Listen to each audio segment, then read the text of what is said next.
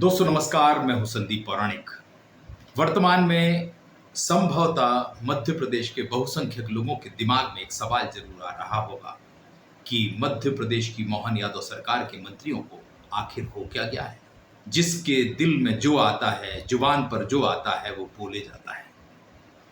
इसका सरकार और संगठन पर क्या असर पड़ता है, समाज में सरकार और संगठन की क्या छवि बनती है, इससे उन्हें कोई लेना देना नहीं है।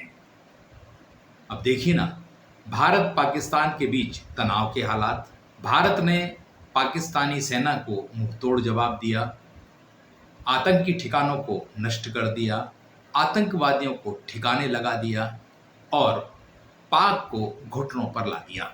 ये पूरा घटनाक्रम देश के लोगों के मन में उत्साह भरने वाला है। लेकिन मध्य प्रदेश के एक मंत्री हैं विजय शाह, जिन्होंने इसे अलग ही रंग दे दिया और इसे हिंदू मुस्लिम तक ले गए।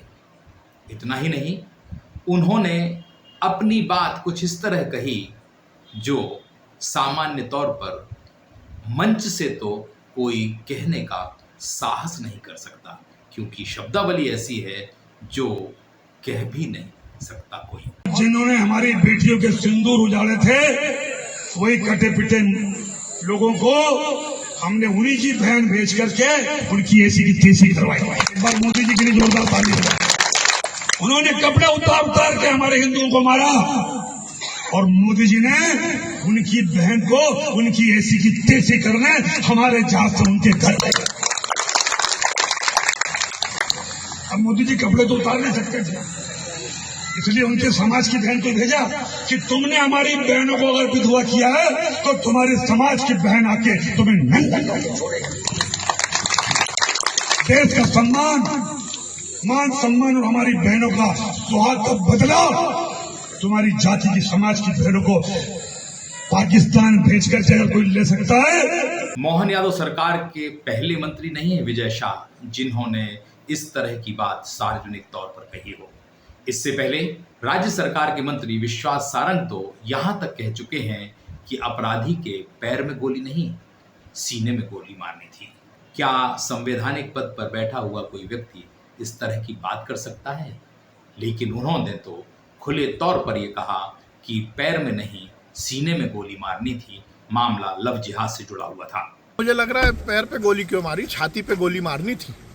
ऐसे लोगों को जिंदा रहने का अधिकार नहीं है। पृथ्वी पर बोझ हैं जो लव जिहाद या इस तरह के कुकृत्य करेंगे, उनको इस देश में, इस प्रदेश में रहने का अधिकार नहीं है। वो इस जमीन पर बोझ हैं। तो मैं तो ये कहूँगा कि पैर पर गोली गलत मारी, छाती पर गोली मारनी थी और ये सुनिश्चित करना है कि ऐसे आरोपी सरे राह उनको गोली मारनी चाहिए और ये संदेश देना चाहिए कि इस तरह के कृत्य करने वालों को बख्शा नहीं जाएगा। सरे राह गोली मारो और ख़त्म करो। एक और मंत्री हैं प्रहलाद पटेल, जिन्होंने जनता द्वारा दिए जाने वाले आवेदनों को ही भीख करार दे दिया था। आखिर सवाल उठता है कि जनप्रतिनिधियों को जनता चुनती क्यों है, विधायक बनाती क्यों है, सांसद बनाती क्यों है? प्रहलाद पटेल ने तो यहां तक कहा था कि जब नेता आता है तो मंच पर आने वाले व्यक्ति इतने आवेदन दे देते हैं कि उनकी गिनती बहुत ज्यादा होती है। क्या जनता को अपनी मांग रखने का, अपनी समस्याओं के निदान का अधिकार भी नहीं बचेगा? मंत्री जी तो इसे भीख करार देते हैं। ये समाज से लेने की जो आदत है, अब तो सरकार से भीख मांगने की आदत लोगों की पड़ गई है। नेता आते हैं तो कागज, एक टुकड़ा तो कागज मिलते हैं उनको, मंच पर है माला पहनाएंगे और एक पत्र पकड़ा देंगे। ये अच्छी आदतें नहीं है। लेने की बजाय देने का मानस बनाइए। मैं दावे से कहता हूं, आप भी सुखी होंगे और एक संस्कारवान समाज को हम खड़ा करेंगे। ये भिखारियों की फौज इकट्ठा करना, ये समाज को मजबूत करना नहीं है, ये समाज को कमजोर करना है।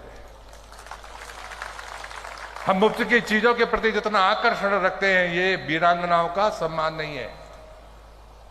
किसी शहीद का सम्मान तब है जब हम उसके चरित्र के साथ जीने की कोशिश करें। ऐसा कोई शहीद का नाम जानते हो जिसने किसी से भीख मांगी हो? मुझे नाम बताना।